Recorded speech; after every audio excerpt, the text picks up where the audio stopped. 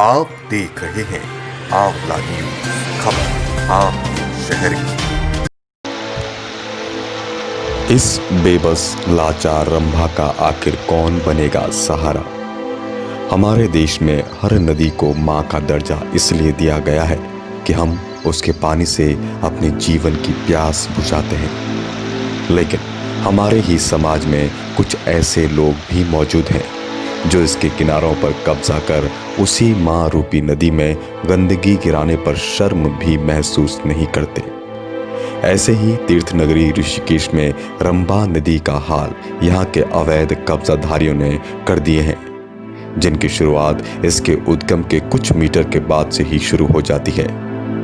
हरिद्वार राष्ट्रीय राजमार्ग को पार करने के बाद रंभा की स्थिति सर्वराहा नगर से ही बुरी होने लगती है। उसके बाद जब ये शिवाजी नगर पहुंचती है तो हजारों लोगों की गंदगी का शिकार हो जाती है।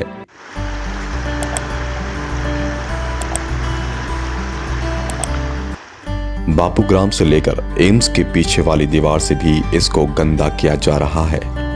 नालियों से लेकर सीवर की गंदगी भी इसी में ही प्रवाहित हो रही है। और जब ये विश्वामित्र के श्राप से मुक्त होते हुए मां गंगा से मिलन करती है तो इसके अंदर लाखों लोगों की गंदगी मिली हुई होती है।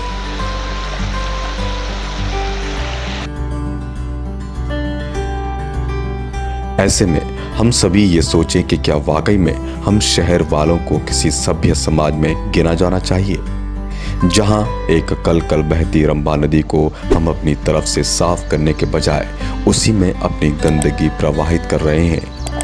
ये काम अवैध कब्जेधारी ही नहीं, एम्स जैसे प्रतिष्ठित केंद्रीय संस्थान से भी हो रहा है। ऐसे में हमारी शिक्षित होने और शिक्षा व्यवस्था पर ही सवाल खड़े उठते हैं।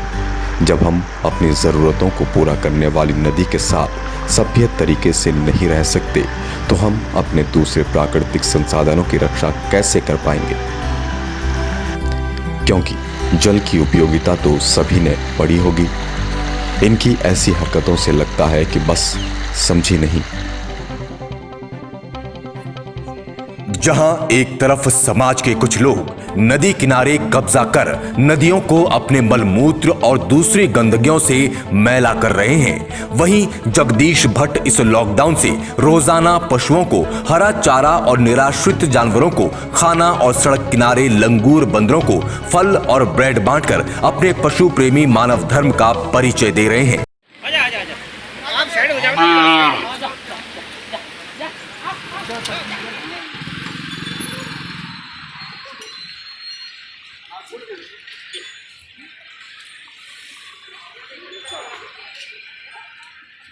ये चंद्रभागा से शुरू होकर 14 बीघा ढाल वाला कैलाश गेट, मुनिकरेती, राम झूला, शिवानंद आश्रम, लक्ष्मण झूला, तपोवन, ब्रह्मपुरी, नीर गड्डू और गरुड़ चट्टी तक के निराश्रित पशुओं की सेवा कर रहे हैं।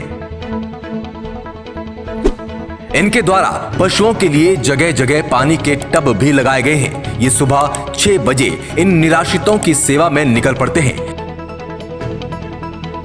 इनकी पशु सेवा को 100 दिन भी पूरे हो चुके हैं। इस विशेष अवसर पर आंवला डिजिटल मीडिया ने बातचीत की।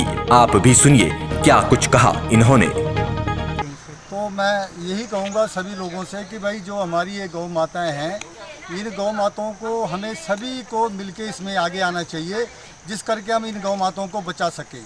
और हमें आज 100 दिन पूरे हो गए। चैनल के माध्यम से बताना चाहता हूं कि आज की इस स्थिति में गौ माताओं की इतनी बुरी दशा हो रही है। इन गौ माताओं की जहां भी हम देखते हैं सवेरे जाके, कहीं भी हमें ये गौ माताएं कहीं पे जो मरी हुई मिलती हैं, कहीं पे इनका एक्सीडेंट हुआ होता है। तो ऐसे मेरे दोस्तों नहीं होना चाहिए इसमें। और इस भारत की माटी में जहां हमने इन गौ माताओं के जो है 4 वेद हैं और चारों वेदों में इन गौ माताओं का वर्णन किया गया है, और उसके बाद भी ये गौ माता हमारी ऐसे एक एक टाइम की रोटी के लिए मोहताज हो, तो ऐसा बिल्कुल भारत देश में नहीं होना चाहिए। वही भारत राज होना, वही जो है कृष्ण भगवान का राज होना चाहिए, जिस कृष्ण राज के भगवान में इन गौ माताओं की सेवा हुई है। तो मैं आपके चैनल के माध्यम से यही कहना चाहूँगा कि सभी लोग आज ही संकल्प लें और मिलके हम सब इन गौ माताओं की सेवा करें। धन्यवाद। कि आप लोग, सबसे पहले मैं ये बोलना चाहूँगी कि आप लोग पॉलीथीन में कोई भी खाना, कोई भी चीज़ पॉलीथीन में ना रखें।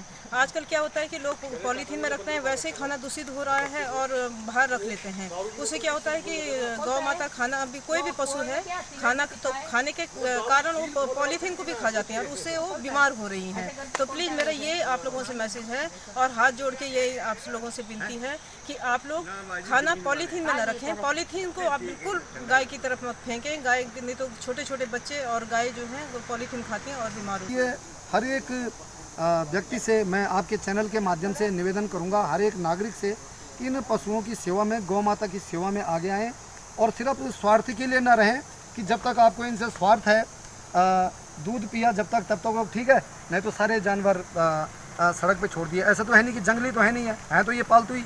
और मैं पशुपालन विभाग से भी निवेदन करूँगा, पौड़ी, टिहरी और देहरादून के पशुपालन विभाग से, कि उन्होंने ऋषिकेश में, लक्ष्मण झूला में और मुनि की रेती में जितने भी लोगों को पशुओं के लिए, गायों के लिए लोन दिया है, उनको जरूर चिन्हित करें, क्योंकि लोन लिए हुए भी बहुत से पशु सड़क पे घूम रहे हैं और इन लोगों को कठोर से कठोर सजा दी जाए और इनसे दुगना लोन वापस लिया जाए, क्योंकि इन्होंने सिर्फ दूध पिया है इनका और सड़कों में छोड़ दिया है। ब्यूरो रिपोर्ट, आंवला न्यूज, मुनिकृति, ऋषिकेश।